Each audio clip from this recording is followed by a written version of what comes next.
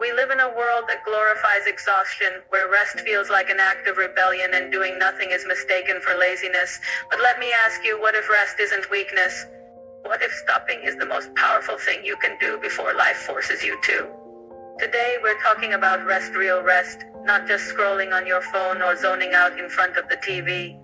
We're talking about that soul-level restoration that keeps you truly alive inside, because burnout doesn't come from doing too much. It comes from forgetting that you are human. Welcome to InspireAbility, the place where we redefine strength through compassion, balance, and truth. I'm Ruby, and today we're closing out this first month with a message that has saved my health, my purpose, and in many ways, my faith in life itself.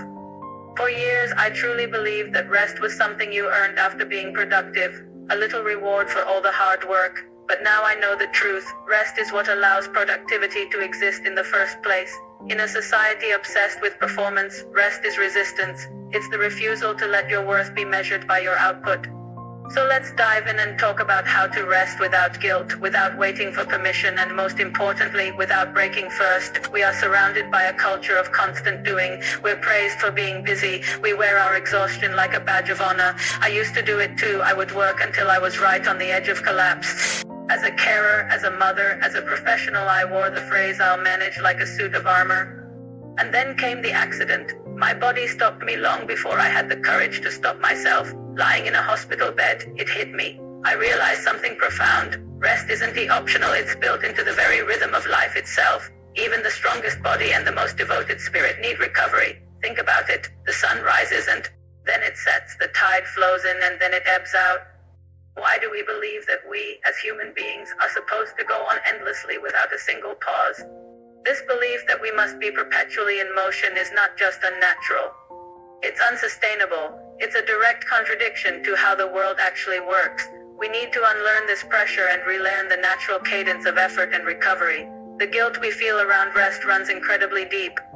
It's cultural, it's generational, and it's especially heavy for women, for carers, and for professionals who feel responsible for everyone and everything else. We've been told for so long that rest equals laziness, that if we dare to stop, the world around us might just fall apart. But here's the truth, and it is a hard one to swallow.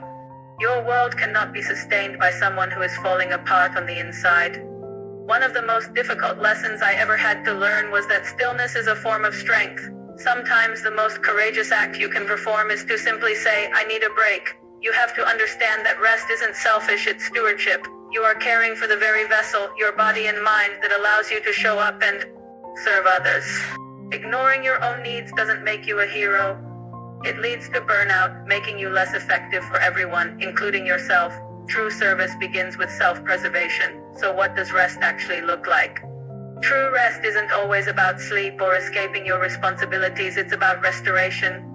It's about actively refilling your well. For me, rest can look like turning off my phone and just watching the light shift through the curtains in the afternoon. It can be as simple as saying no to that meeting that could have easily been an email. It's about letting my body dictate the pace for a day, not my calendar. And rest is also emotional. It's about allowing yourself to not carry the weight of every single worry.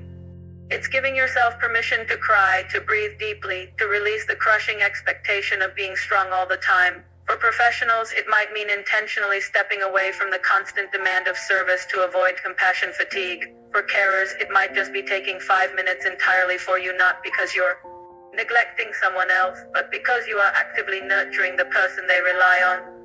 Every single time you choose to rest, you are resisting a system that profits from your exhaustion. When you choose to log off early, to sleep in on a weekend, or to prioritize your health over a deadline, you're making a powerful declaration. You're saying, "My worth is not tied to my productivity." This is especially crucial for disabled people who are often pressured to constantly prove their capability, to show that we're always trying, always striving, always contributing.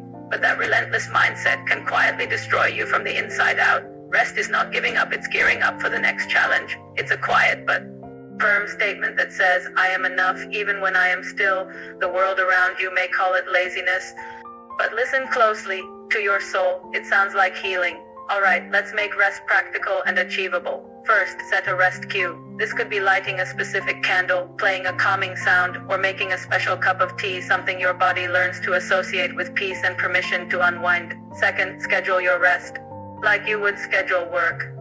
If it's not in the calendar, it probably won't happen. Block out that time and protect it fiercely. Third, establish digital boundaries. You do not owe anyone constant access to your time and energy. Silence your notifications, step back from the endless scroll of social media, and give your mind a chance to reset. And finally, embrace micro rest. Just a few minutes of deep breathing between tasks can completely reset your nervous system.